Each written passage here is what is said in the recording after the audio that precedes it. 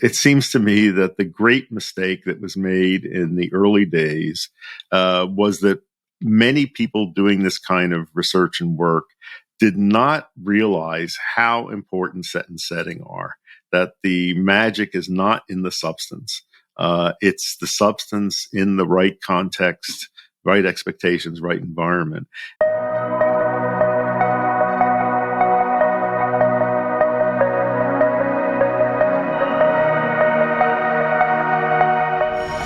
Hello, everyone, and welcome to Field Tripping. Today, I am thrilled to welcome back our first ever return guest to the show. And there couldn't be anyone more fitting or appropriate to have as our first return guest than Dr. Andrew Weil. But this time, the conversation is going to be a little bit different. Instead of hearing about Andy's path and experience with psychedelics, the focus of this episode is going to be on what wisdom this modern renaissance can draw from the first go-round with psychedelics in the 60s and 70s. But before we hop into that conversation, let's hit up some news to trip over.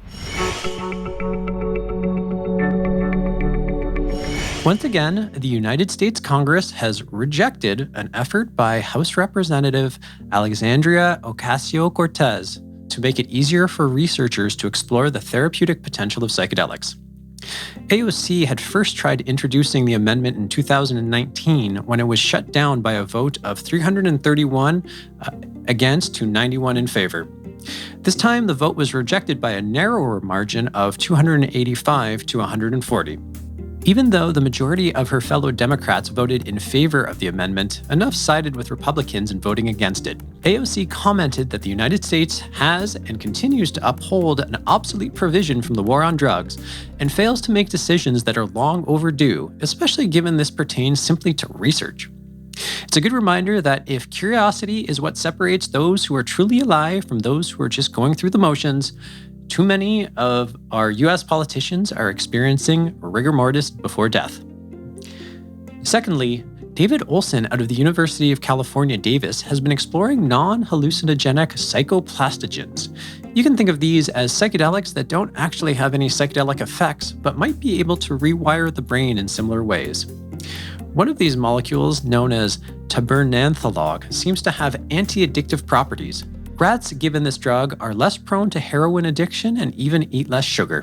It remains to be seen whether drugs like this could be useful in treating addiction in humans. Lawyers for Canadian Nathan Kruliak filed an application for judicial review seeking to compel Minister of Health in Canada, Patty Haydu, to give him a response to his Section 56 application, which, if granted, would give Kruliak the right to use psilocybin to treat his depression. Kruliak's application was being supported by the non-profit organization TheraPsil, which had successfully supported Thomas Hartle's Section 56 application. Thomas was on the podcast last week. And I think TheraPsil's actions are just plain stupid, and I'm openly calling out its CEO, Spencer Hoxsell, on this. Listen, I'm all for using the law and litigation to move things in direction you want, but a group of organizations, including Field Trip through the Canadian Psychedelic Association, have been having incredibly productive conversations with Health Canada and many politicians about expanding access to psilocybin-assisted therapies other than through exemptions. But there's always got to be that drunk guy at the wedding who feels the need to steal the show and ruin it for everyone else. And despite TheraPsil's initial great work, they seem to have wanted to take that role. It's very disappointing, and I hope they change course and engage in a more constructive dialogue with the Canadian Psychedelic Association and politicians going forward. Finally, and just before we hop into today's episode, I wanted to congratulate everyone at Field Trip, because today Field Trip becomes listed on the NASDAQ, specifically on the Global Select tier, which makes us the 5th psychedelics company to list on NASDAQ, but only the 2nd to qualify for the Global Select tier, which is the highest tier, putting us in the same echelon as companies such as Apple, Amazon, Alphabet, Google, and Microsoft, amongst others. For anyone who wants to learn more about the work we're doing at Field Trip or investing in Field Trip, please visit our investor relations website at meetfieldtrip.com. You can also navigate there through our clinic website, fieldtriphealth.com. And now we welcome a man that needs no introduction, Dr. Andrew Weil. Dr. Weil is known as the father of integrative medicine and an absolute pioneer in the space of health, mindfulness, food, and spirit. Dating back to the 60s, his early work in psychedelic research has truly laid the foundation for where we are today, and the integrity of these medicines would be exponentially different without his passion and contributions. He is the founder and director of the Andrew Weil Center for Integrative Medicine at the University of Arizona, where he also holds the chair in integrative rheumatology and is clinical professor of medicine and professor of public health. Dr. Weil, thank you for joining us today, and welcome back to Field Tripping. Fun fact, Dr. Weil is our very first returning guest. What an exciting achievement. So my first question, Dr. Weil, I just mentioned some of the political developments happening around psychedelics, particularly the work AOC is doing to hopefully permit federal funding for research around psychedelics. What are your thoughts around what's happening on a political level, if anything, around interest in psychedelics? I don't know if you're aware, but former Senate Majority Leader Tom Daschle joined us as an advisor. And so certainly we've elevated the level of conversation to some degree, but curious to know if what you see happening and what your thoughts are around the political conversations. Well, I think there is certainly momentum building for a decriminalization of psychedelics, for eventually making them available for therapeutic use. It's hard for me to believe that there would still be opposition to funding for research on them. I mean, that seems like that's a no-brainer. Yeah.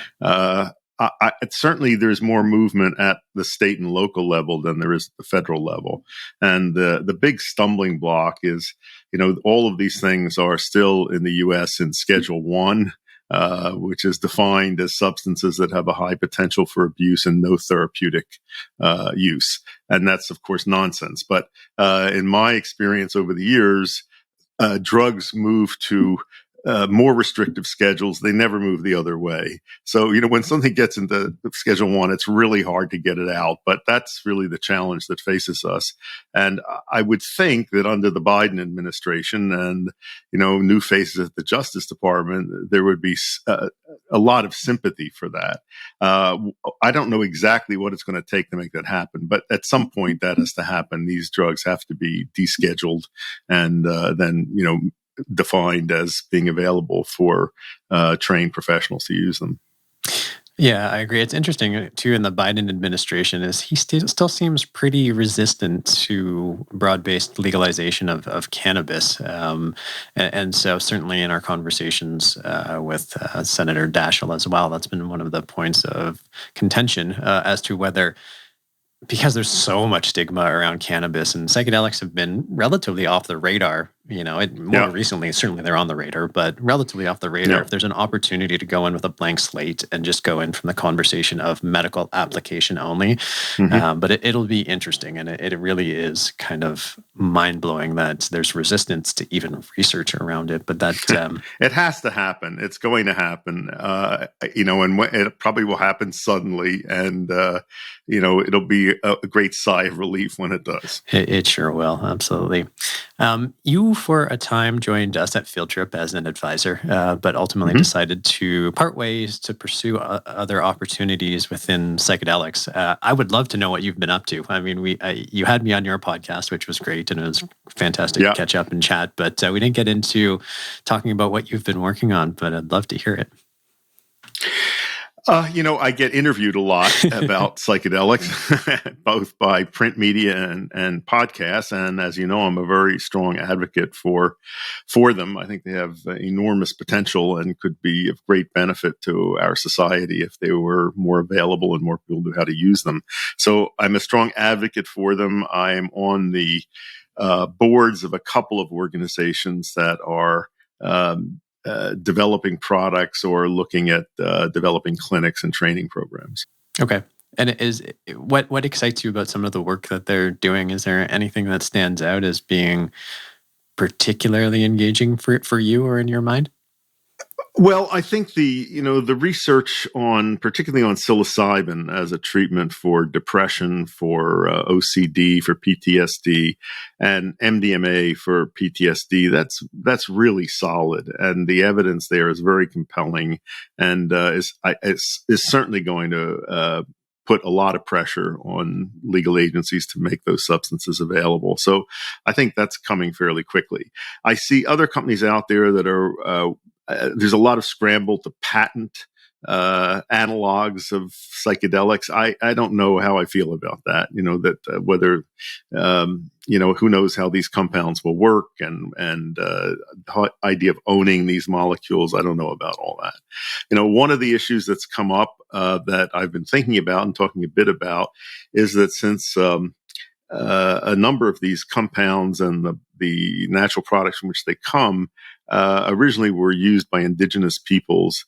Is there an issue of compensating indigenous peoples for taking these things and profiting from them, or how do we acknowledge their contribution to all of this? That's an interesting question to think about. Yeah, that's actually one of the questions I had down here. You've touched on two of the key themes I actually wanted to dig into further with you. But let's pick up on the latter. Where do you stand on the consideration around the indigenous heritage, particularly with psilocybin and San Pedro? And there's a couple of interesting conversations that I've had recently. One was with Dr. Alberto Violdo, who was saying that he works very closely with a number of indigenous tribes in South America, and he said their viewpoint is they're happy to share their wisdom, but they don't want their religion to be co-opted. And I'm not entirely clear how that line gets drawn, but I appreciated the nuance around it, because I find in North America, in the conversations I'm pretty privy to, there's this really quite ardent, we need to protect the indigenous heritage of this, and this is indigenous rights, and we're trampling all over it. And it's not there's not much of a conversation to be had there. And so his nuance was interesting. And then I was on a panel with Lars Wild, who's one of the co-founders of Compass Pathways, and he pointed out that the indigenous use of psychedelics, it goes back very far, but there's this default notion that this is a South American tradition, whereas psilocybin mushrooms and other psychedelics were used in Greek culture and a number of sort of Northern and Western European cultures, going back as far probably as the South American cultures use it. So the conversation is actually a lot more nuanced. Like what indigenous protection are we actually seeking to provide? Because I think everyone wants to recognize the importance of it, but it's a fairly complex question. So I'd love to know your thoughts. Yeah, it is, and it's part of a larger issue. For a long time I worked in the field of ethnobotany, and there's been a lot of work of discovering new medicines from plants that were used by indigenous peoples medicinally, and now in some cases have been developed as pharmaceuticals. And the questions comes up, they're really of compensation or acknowledgement. One of my ethnobotanical colleagues has really made a point of putting indigenous healers from whom he's gotten the knowledge as co-authors on papers he's written, giving them certificates from universities or academic institutions, giving them credibility. And then there's also the issue of financial compensation if a drug company, for instance, is developing something. So that's at least under discussion. When I was studying all this long ago, nobody even had the discussion. Right. And that was going to be one of my questions as well. But before I go into that, what's your personal viewpoint? And I get it's an evolving consideration, and I'm not going to, and I certainly hope no listener is going to be able to know Dr. Andrew Weil said this on this date, and therefore, he is either a terrible person or a wonderful human being or nothing in between. If you were, and really the hope for this conversation for me was to solicit your wisdom. I mean, you have the benefit of experience with psychedelics, having seen what happened in the 60s and 70s to the modern day. And I think there's a lot of wisdom that you have to share with us, and so I'd love, and if you don't want to take a specific position, that's okay. But if you to say hey, Ronan, if I were you, this is what I would be doing. I would love to have that thinking and feedback from you. I guess I feel that no one really owns these things. Even the indigenous people who use them, it's not the property of anyone. I mean, they're gifts of nature or the higher power, however you want to conceive it. And I think it's probably appropriate to acknowledge a cultural tradition in which these have been used that our culture has learned this from. But beyond that, I don't see that as a major issue. We're not appropriating anybody's religion. Right. That's fair, and I appreciate that perspective. It's one that I actually haven't heard, which is these are gifts of nature, and they're all of humanities, and they're not necessarily any individual cultures, but we can still pay respect for the knowledge that they have developed over time. I think you touched on this, but was it any of the consideration around indigenous practices, indigenous heritage part of what was happening, at Harvard when this conversation really started in the modern Western context, or was it really just a lot of self-experimentation and very little reference to either the Mexican traditions or the South American traditions? Well, I was in at the Harvard Botanical Museum working under Dick Schulte, since he certainly acknowledged the indigenous traditions from which these came, and so that was really the tradition in which I learned this. But as the general public at Harvard back in those days began using these substances, I don't think there was much awareness of the cultural roots of those practices. Gotcha. I don't know if you're aware, but today, Field Trip actually is our first day trading on the NASDAQ exchange. We're the fifth psychedelics company to list on the NASDAQ, and only the second to actually achieve the status of the global select tier, us and Compass Pathways, which puts us actually on the same caliber of company as Apple and Amazon and Google and fantastic, and Microsoft. Great. Yeah, it's a great achievement. Good work. Thank you. There's been a lot of conversation. It seems to be shrinking, or at least I'm not as involved in the conversations, but there's a lot of conversations about the corporatization of psychedelics and whether that's going to suck the soul out of psychedelics, or it's going to ruin everything that's happening.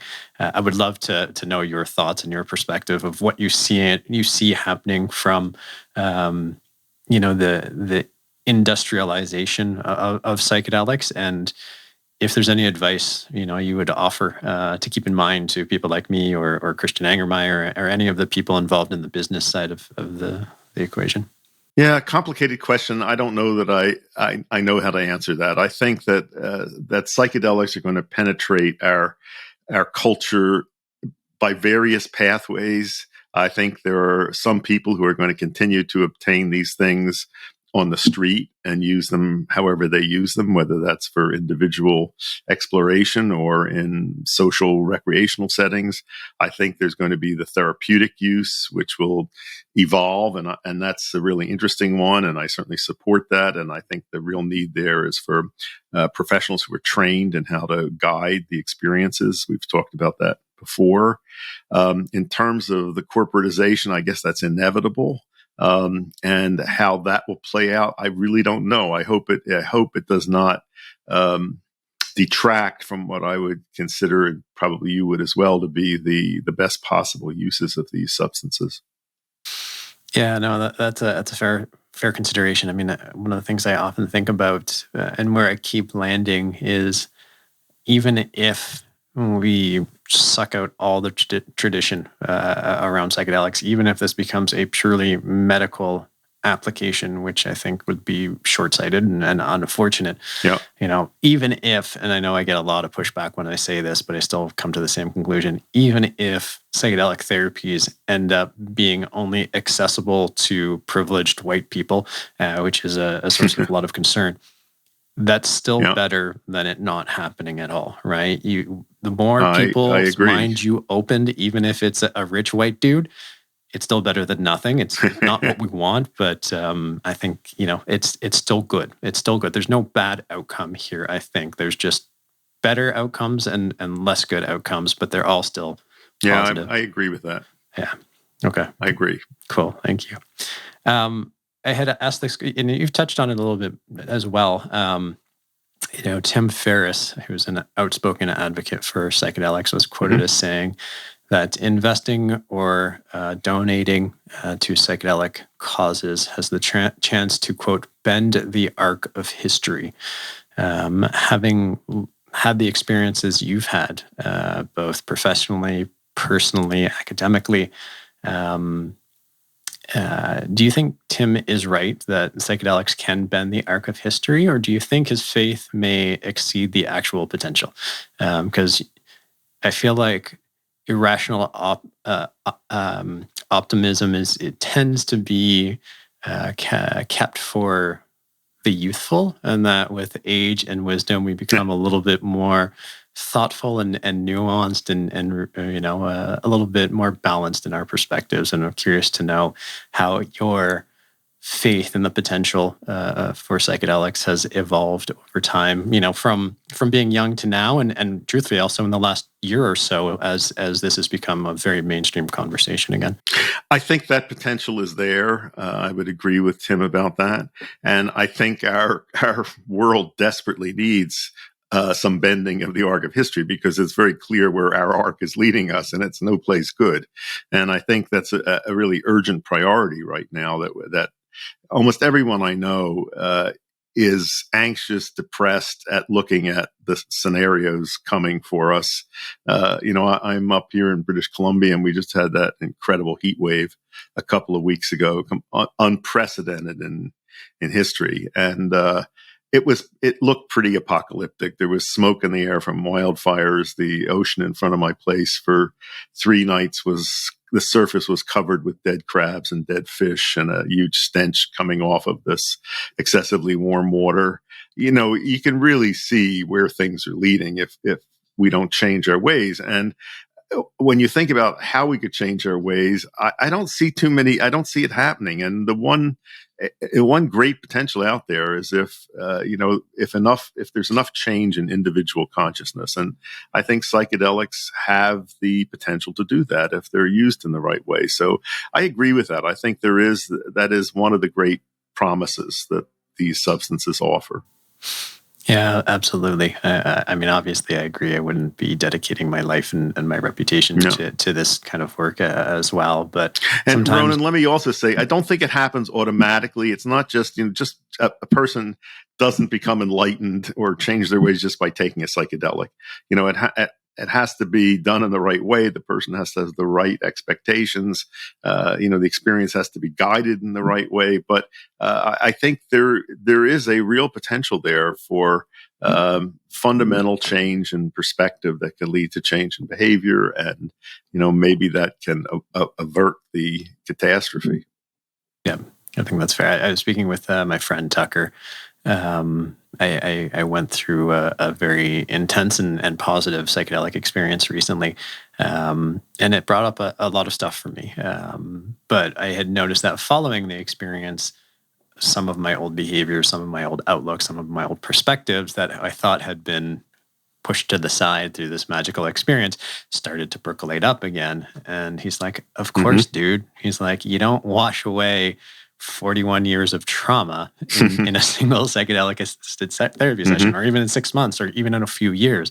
That being said, one of our investors and a very close advisor to the company was saying recently that he's, over the last few years, done ayahuasca, 10 times, done psilocybin a handful of times, MDMA a number of times. And he's kind of like, I think I'm good. I think I'm okay for right now. And I'm just curious to know, in your personal experience, has it been kind of a consistent practice with psychedelics? Does it come in waves, ebbs and flows? What has been your experience with the application and when you create real movement in your persona, your personality, your psyche, all that kind of stuff? Well, just from my personal history, I used these substances frequently in my late 20s, early 30s, some into my 40s. But in that early period, I think that the experiences that I had really shaped my thinking about who I was, my relationship with the world, with the environment, and certainly my philosophy of medicine and health and healing. And that really, I think, formed the basis of my way of thinking about creating the field of integrative medicine and training physicians in it. I don't really use those substances in this phase of my life. And I don't feel the need to do that, but they had an enormous influence on me when I was younger, and very lasting effect. Yeah, no, that's great. Thank you for sharing that, because speaking with Rick Doblin, who is, I think a little bit your junior, but not substantially so. It sounds like his practice remains very active. And so it is interesting to see how, as people advance through their lives, what role psychedelics play on an ongoing basis, whether it's something that's mostly reserved for the younger folks, or whether it is essential part of like an ongoing lifestyle practice. And it sounds like for you got what you need out of the experience, but for others, there's more digging to be had. I don't think there's any one right way. Yeah. I think it's a very individual matter of how you find these and how they fit into your life. One of the things I touch on, and I'd love to know your thoughts because I get a lot of raised eyebrows, but I'm a big believer that the advent of psychedelics into a mainstream medical or therapeutic consciousness is actually going to have a fundamental shift in how medicine gets practiced. Right now, we live in a still very allopathic approach to medicine where we treat what's wrong. And we may have touched on it the first, some of the earlier times we've spoken, but what has always excited me about psychedelics is less about the psychedelic drugs or the psychedelic experience, but more the ability of psychedelics to be the platform that shifts the conversation around mental health. We know, at least from a physical fitness perspective, if we go to the gym, it makes us stronger, it makes us healthier, it makes us live longer, it makes us happier. We're very proactive about that. When it comes to our mental and emotional or spiritual health, most people are extremely reactive about it, if anything at all. I mean, I think there's a lot of people who should see a therapist when they're going through an extreme trauma situation that will never do that. They'd never be caught dead in a therapist's office. But I think psychedelics can start to become the platform where we start to think about our mental health on a proactive basis. And I think that fits quite nicely into integrative medicine. And I even go a step farther when I think about the fact that in the future, in 5 or 10 years, assuming psychedelic therapies continue to roll out even in a medicalized basis, the relationship you're going to have with your psychedelic therapy provider, whether that's a doctor or some other categorization or profession, is going to be deeply and much more meaningful than the relationship you have with a family doctor, right? That you see 15 minutes once a year for a checkup, and that's about it. And I think it's going to really flip how people think about their health, which is I'm not going to go to my family doctor necessarily to find guidance in how to live my life from a proactive basis. I'm going to look at it from my mental health, my psychedelic provider. And I think it's going to do a lot for integrative medicine and how integrative medicine evolves. And I'm just curious to know your thoughts about if you see psychedelics not only changing how we think about our mental health, but actually how we think about our healthcare overall. Yeah, that's a big question, and I'm very enthusiastic about the potential there. Our Center for Integrative Medicine at the University of Arizona has had 2 national conferences on integrative mental health, and in both cases, they were incredibly oversubscribed. The hunger for a new model of how to deal with mental, emotional wellness is just palpable. And the field has been so restricted by an obsolete model that views all mental emotional disturbances as the result of disordered brain biochemistry, and there's only one way to deal with that, which is by prescribing pharmaceutical agents. And that's such a limited viewpoint, and in practice that has been a very unsuccessful approach. The outcomes of medical treatment of mental emotional disorders is very poor. We don't do well. So there have to be other ways of doing it. And I think there are so many new ideas out there, and psychedelic therapy is certainly a big one. Now, I've probably said this before when I talked to you, that I think there's vast potential for psychedelic therapy in physical medicine, not just mental health, because in my experience, this is one of the things I learned from psychedelics that I applied to my philosophy of medicine, that the root causes of enormous fraction of illness are really not in the physical body. They are in the mental, emotional, the non-material sphere. And that's where you have to make changes in order to produce changes in the physical realm. And that's just not allowed for under the current materialistic paradigm that dominates science and medicine. And I think this is one of the things that psychedelics can change. They can allow people to see how, by making changes in your head, you can make changes in the world outside your head and in your physical body. Absolutely, yeah. And you did touch on it. I think you touched on LSD and your allergies the last time we spoke. Is that? Yeah, that's one example. But I've seen so many cases, people who've had chronic pain in one psychedelic experience. They have the experience of that it's possible to be pain-free. And even if the pain comes back at the end of the session, you've seen the possibility that you can live without pain. And then you can be motivated to find other ways of making that happen more often.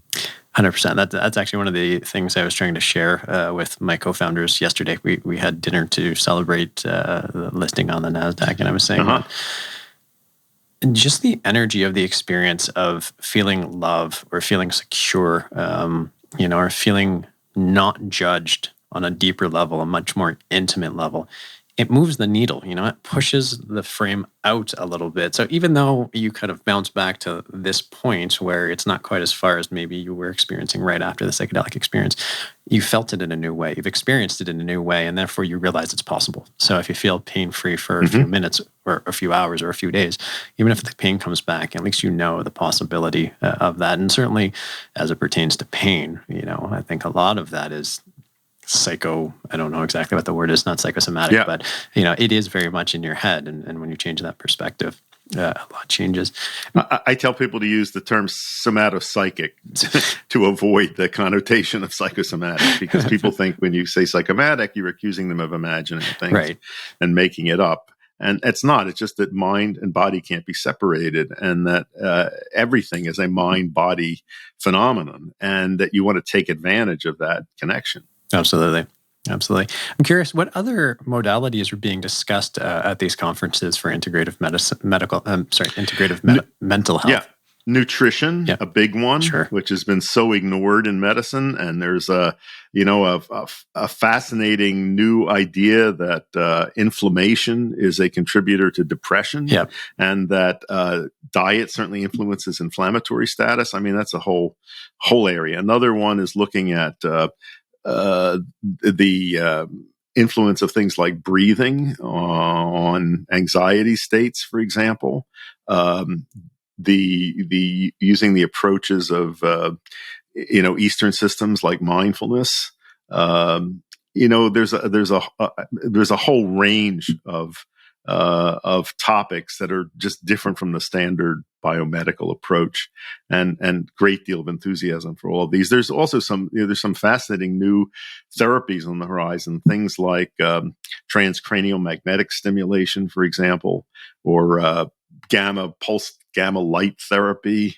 These are interesting, relatively non-invasive, safe techniques that look like they have terrific potential for changing, the way the brain works and the way we experience our emotional states. Yeah, no, those are all very interesting, and certainly things that I haven't experienced all of them, but I'd certainly welcome the opportunity. When I was speaking with Dr. Alberto Violdo last week or 2 weeks ago, he mentioned two things, and this is just my curiosity because I haven't validated it, and I'm curious to know if you've heard similar things. One was that that the addition of fluoride or fluorination of our water system is leading to calcification of the pineal gland, he was saying. Is this something you've heard before? I've never heard that before, so I'm just... No, I have not heard that. Okay. The pineal gland naturally calcifies. Okay. It calcifies in everyone. And it's used, we don't know why it calcifies, and that doesn't necessarily mean that it loses its function. Okay. But it's always been used as a radiographic landmark. On X-rays, you can map the brain by locating the pineal because it's calcified, so you can see it there. And that was going on long before we fluoridated water. Okay, interesting. That's good to know. And the second, By the way, the pineal, when I was in medical school, they didn't know what the pineal did. And it was called a functionless organ. And, it turns out it's probably one of the master regulators of the endocrine system and neuroendocrine system. And it produces melatonin, which regulates our day-night cycles. But melatonin is chemically analogous to DMT. And there's reason to think that the pineal probably produces our own endogenous psychedelic, which is probably DMT or a DMT analog. And it's certainly possible that when people have, experiences, whether it's near-death experiences or that this might have to do with release of the psychedelic we make in our body. It's certain that we make an endogenous psychedelic. Yeah, he was saying, and again, I haven't validated this, and it's the first time I heard it, but he was saying that DMT and psilocybin are essentially just methylated serotonin and methylated dopamine or something along those lines. I don't know if you've heard anything along those lines, or read anything similarly, but it was quite fascinating just to see how endogenous these molecules are and why they work so well. Similar with cannabinoids, right? We have a whole system designed to engage with cannabinoids. And opioids. And that raises a very interesting question of, why is there this correlation between what's in our brains and what's outside? Why should the poppy plant make molecules that fit receptors that are in us for our own endogenous, compounds? To me, it suggests some very deep connection between us and the natural world.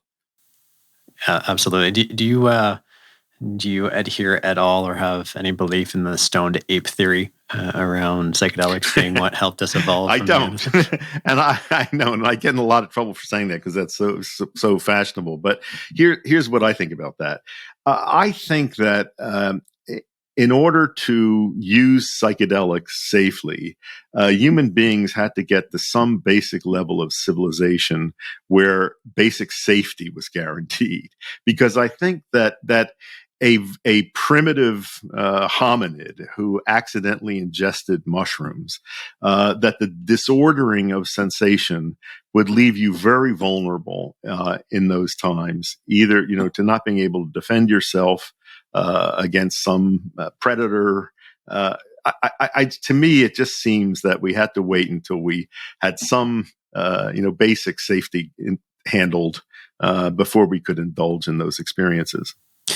That makes a lot of sense and something I hadn't considered, but that is a very persuasive point. One question I'd love to get your thoughts on is specifically what's happening in the state of Oregon. And I don't know if you've been tracking it pretty closely, but what's really exciting about the state of Oregon is that the system that's being proposed is one where you wouldn't need to have a diagnosis specifically in order to participate. And therefore, it really opens up psychedelic therapies. The system in Oregon is one that opens it up to not just people with DSM diagnosis, but also anyone who is well, so to speak. I mean, we've all got traumas and all that kind of stuff. Have you been following what's been happening there? And curious to know your thoughts about it, because I know some people have expressed. No, I haven't, but now that you tell me about it, I will pay attention to it. That sounds terrific. And Oregon, of course, has been really a leader in other areas. With euthanasia, for example, and voluntary suicide, and with alternate therapies for opioids. So that's fascinating. I did not know about that. Okay. It's if you want to be connected to some people there, I'm very close with Sam Chapman, who is one of the organizers. So if you ever want to get deep dive into it, I'm happy to make that connection for you. And of course, this puts Oregon in conflict with federal law. So it's going to be very interesting to watch how that plays out. Absolutely. I mean, we saw it in the cannabis industry, certainly. And whether the feds will step in and try to thwart that. I would imagine there'd be some reluctance on their part to get involved in it, but it'd be very interesting to watch how that plays out. Yeah, absolutely. It's interesting. I mean, it played out in the cannabis industry, and then there was the Cole memo signed, and certainly it's one of the points of conversation with Senator Daschle, is how do we influence the government to respect state rights along these lines as well, particularly unlike cannabis, where the evidence is just not as robust. When we know the clinical trials around psilocybin are so robust as to their safety and efficacy, particularly when done in controlled environments. it's really hard to see how any good sense would come of that. If they tried that in Canada, I'm quite confident that our Supreme Court would actually side in favor of access as opposed to criminal regulation. But who knows? One of the big sources of conversation within Oregon, and I'm certain it will be in any other state or federal access programs, not necessarily from the FDA perspective, but from a political perspective, is the training of therapists and who's qualified.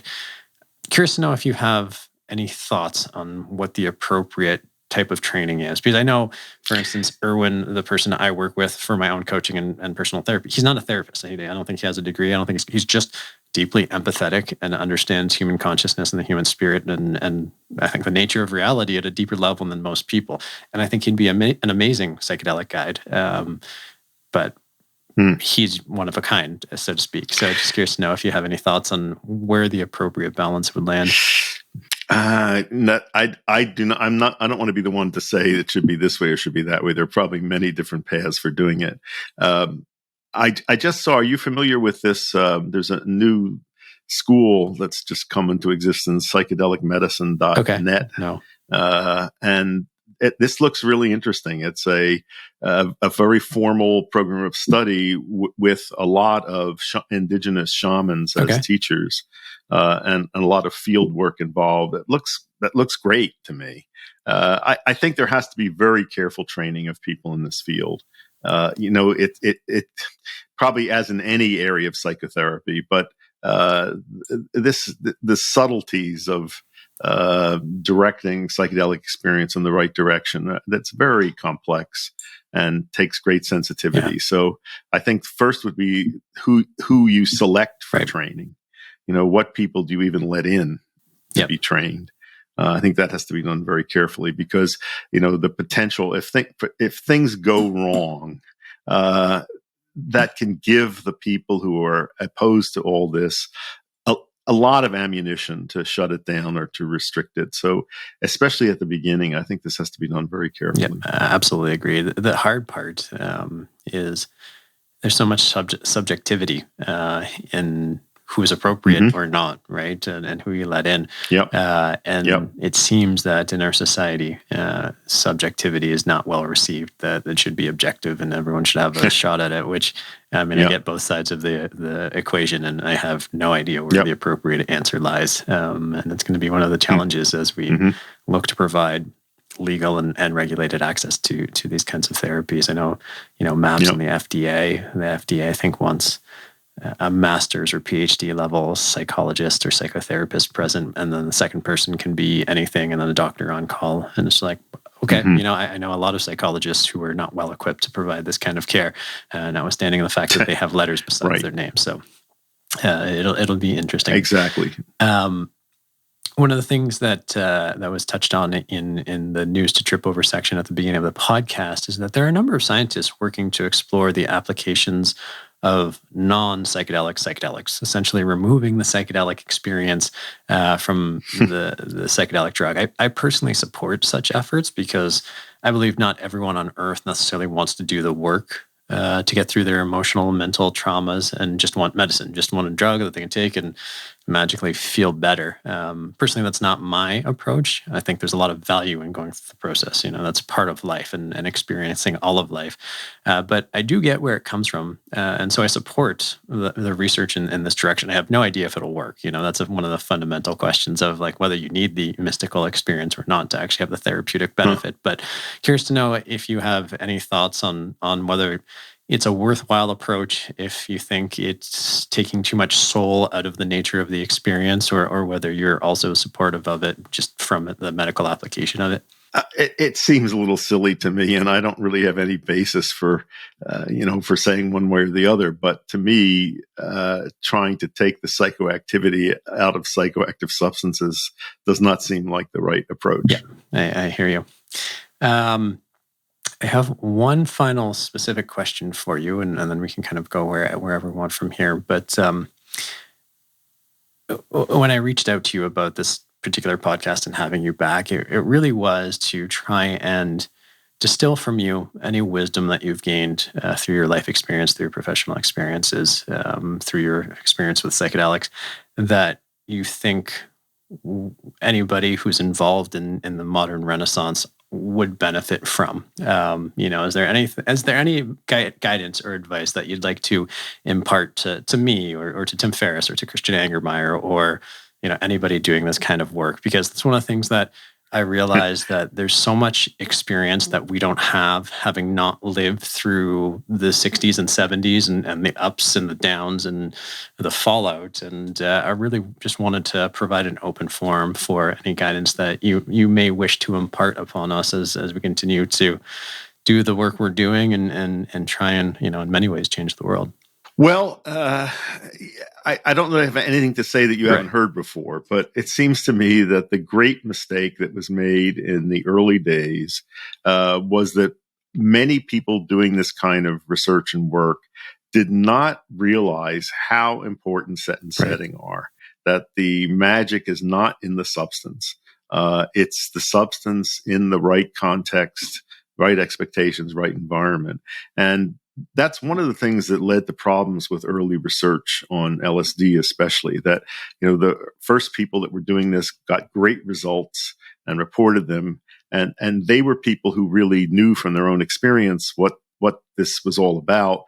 And then other people tried to reproduce that and couldn't because they were just thinking that the magic was all in the substance and they just had to give that to people and would get these wonderful outcomes, and it doesn't work that way. So that's the first, is like you cannot overemphasize the importance of set and setting, of context, and how to use that to shape the experience. And another thing is that I think that caused problems way back then is that many of the people who were most enthusiastic about psychedelics in the early days were not sensitive to how the mass culture would react to all this. That they just were not aware of how threatening it could be. And then went about in a very cavalier manner of saying this is going to change the world and how wonderful it is. And, it made a lot of people very nervous. Yeah. Do you think the world is different now? Do you think we have enough insight from the first go round? We have enough wisdom from people like yourself and many of the other forefathers and foremothers of what's happening right now to avoid a lot of those mistakes? Are you hopeful that we're on the right path and won't divert? I am hopeful. I think, first of all, the need for change is so great. Secondly, is that the interest in the general culture is so great and very positive. Right. So yeah, I think that potential is there. If you look at cannabis, cannabis was a scary drug for mainstream culture because of its associations. It was associated with deviant subcultures. First with black jazz musicians and Mexican migrant laborers, and then with hippies and radicals. And a lot of the way the mainstream culture has reacted to cannabis is really to those. They were reacting to those associations more than to the substance, and that still hasn't completely gone away. Psychedelics have not had that. Those associations. And if anything, now there's a lot of positive associations with indigenous cultures, with mystical experience, with so forth. So I think psychedelics are in a better position to be accepted now. And with all the evidence accumulating about their therapeutic benefit, especially for mental health conditions that we can't manage very well and that are becoming, a great burden for our society. I think they have a lot going for them now. So as long as people take minimal, basic precautions and proceed in a careful fashion, I think there's tremendous potential for these being integrated into our culture in a very good way. Do you think vis-a-vis cannabis, there was any defining moment where the kind of collective consciousness shifted? Right after Joe Biden was elected in November, there was a great meme going around, which was something along the lines of, "Congratulations to the drugs for winning the war on drugs." And certainly we've seen that consciousness shift, and it seems like it's been an evolving, slowly evolving consciousness shift. But just curious to know if there's anything that sort of stands out to you as being one of the more impactful moments in time where that paradigm shifted, that we realized that, we've hit the tipping point and now it's the snowball going down as opposed to trying to push it up the hills, vis-a-vis cannabis or psychedelics. Curious to know if you've seen any of those moments, and maybe the answer is you haven't, but curious to know. I think we're in it. I don't think it's a precise moment, but I think we're in a fuzzy period of transition right now. The war on drugs is not yet over, but it is going to be, and that's a huge change. The book I wrote in 1983, From Chocolate to Morphine, which got me in a lot of trouble. The first line of that book is "Wars on drugs are always lost." And that is true historically. If you look at it, that is not the way to deal with people's behavior around substances that you don't like. It just makes things worse. And I think there is, I see a growing realization and a lot of stuff appearing in mainstream outlets about the fact that the war on drugs was a failure and it's time to abandon that strategy. So I'd say that the tipping point, we're in it, and it maybe started a year or two ago, and we're in that period of change right now. Curious to know, when you said when I wrote From Chocolate to Morphine, I got in a lot of trouble. You kind of lit up a little bit. Did you relish the trouble that you got in there? Was it something that you were seeking to engage with? Well, it was meant to be a provocative book. The basic point of it was that there are no good or bad drugs, that they're just drugs and there are good and bad uses of them. And I've always, liked to point out in my first book, The Natural Mind, there was a chapter called Is Heroin as Dangerous as Alcohol? And that was meant, and my conclusion was, no, it's not. And that was clearly meant to, stir up conversation. And I've always been that kind of, person. Often when I'm introduced on mainstream media outlets, I'm introduced as being the controversial physician. And I've always said, if I cease being controversial, I'm not doing my job. I like that perspective. Just out of curiosity, because it kind of touches on the same thing.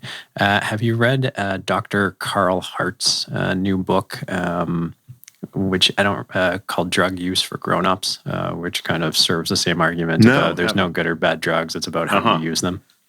Great. Mm-hmm. Okay. No, I haven't either, but obviously I agree. It's on my reading list. Yeah. All right. Awesome. One final question. I don't know if you saw, but Harvard has announced that it's launching a new not division, but academic center to study. Center. Yeah. It's a center. Yeah, I did see that. Have you been involved in those conversations at all, or is that something you're just watching from the sideline? I have not. I'm delighted to see it. And, I would have thought that would come rather slowly to that institution, but that's great. That's good. Well, I'm glad you're delighted to see it. And I know you have a hard stop in 3 minutes. So I'm going to thank you so much for joining us again. I'm always grateful for your time. I'm grateful for the dialogues that we've had over the last year or so, and I look forward to having many more dialogues. We have announced that we'll be opening up a clinic in Vancouver over the coming months. So hopefully we can get you down there to visit sometime to see our space. Again, it's ketamine assisted therapy, which I know is not necessarily the highest in sort of your consideration of where things could go, but I think we've done a great job of creating a space and circumstances with what we've got right now, and I think it sets us up for a great potential future. So look forward to having you down there as soon as that gets opened up. I'm delighted to see the success of Field Trip. I think you've done a terrific job, and look forward to see where you're going to go from here. I think the future is yours. Thank you. I really appreciate that. Tom Robbins once wrote, "Like the Arthurian years at Camelot, the 60s constituted a breakthrough, a fleeting moment of glory, A time when a significant little chunk of humanity briefly realized its moral potential and flirted with its neurological destiny, a collective spiritual awakening that flared brilliantly until the barbaric and mediocre impulses of the species drew tight once more the curtains of darkness. And in my second conversation with Dr. Andrew Weil, it became evident to me that Dr. Weil seems to share that perspective.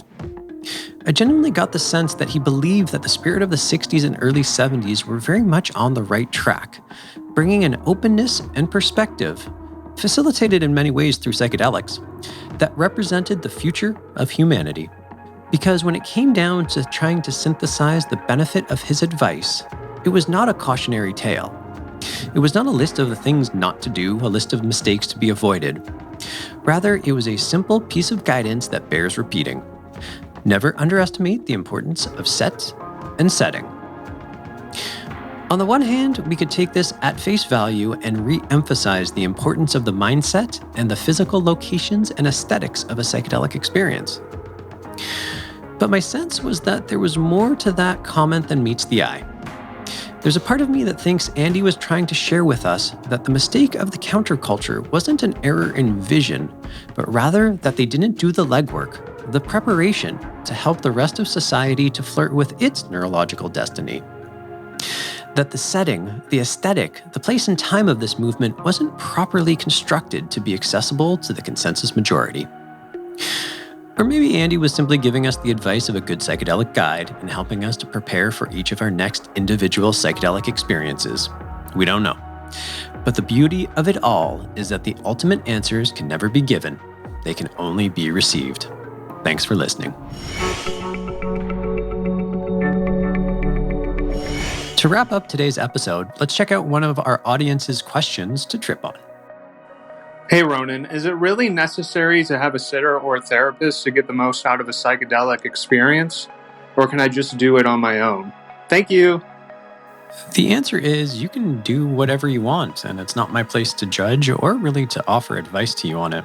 All I can offer is the benefit of the wisdom of my experiences and the experience of the physicians and therapists that we work with. If you feel confident that you are in a position to have a psychedelic experience without support, then all the more power to you. I've certainly had such experiences, and I'm no worse for wear, and actually I'm probably better off for those experiences. But what I do know is that you are much more likely to have a deeply and profoundly more effective and meaningful experience when supported by a knowledgeable therapist or guide. And having an experienced therapist or guide also gives you support in the off chance that your trip goes dark. The worst thing you want to happen is to have a bad trip. But that's different than a challenging trip. A challenging trip, when well supported, can be incredibly therapeutic. But if you're on your own, they can be traumatic, and that's something I think you certainly want to avoid. As a quick reminder, you can now record a question for us, and we'll play it on the show. It's a great way for us to feel connected to you, our amazing listeners. To record your question, go to speakpipe.com/fieldtripping, or you can send us your questions, comments, or any episode ideas via email to fieldtripping@castmedia.com. That's cast with a K. Thank you for listening to Field Tripping, a podcast that's dedicated to exploring psychedelic experiences and their ability to affect our lives. I'm your host, Ronan Levy. Until next time, stay curious, breathe properly, and remember, every day is a field trip if you let it be one. Field Tripping is created by Ronan Levy. Our producers are Conrad Page and John Savak, and associate producers are Sharon Bella, Alex Sherman, and Macy Baker. Special thanks to Cast Media, and of course, all my gratitude to Dr. Andrew Weil for taking the time to join me today again. It's always an honor to speak with him. To learn more, check out drweil.com or just give his name a quick search in Google. There is plenty online to learn from him. Finally, please rate, review, and subscribe to our podcast and sign up for our newsletter at fieldtripping.fm or wherever you get your podcasts.